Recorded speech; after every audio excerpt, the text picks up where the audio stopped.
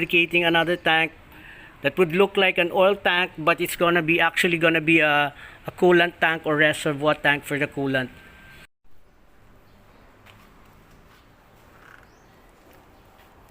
Half fairing fitment, no? Yan siya, oh. Fits like a glove talaga. Grabe, ang ganda. Ba talagang classic. Ang ganda talaga tignan kaysa sa modern bike. Looks good.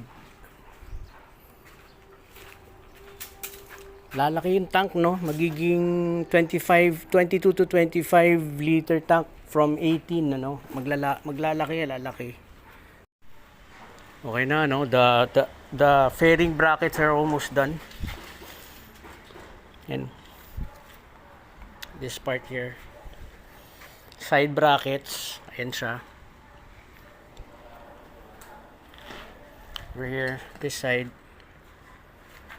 Ayan, ano. Wala na lang tayo nung ano, no. We don't have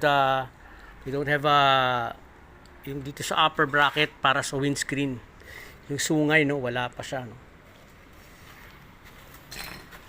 Kinapos din ako ng ano, vinyl ester resin, no. So hindi ko pa maumpisahan yung bagong tangke. Pero okay na. Yan na yun, naka-fix na yung ano na yan, yung fairing. Looks good. There it is.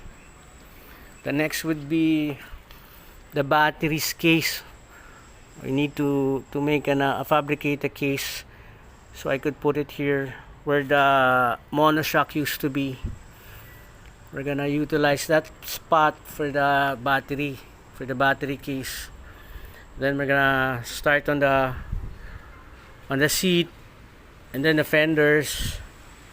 Plus I'm planning to add racing number sign and a number plate for this bike as well, so it would really look like a classic racer, like the old bikes from the 60s and 70s.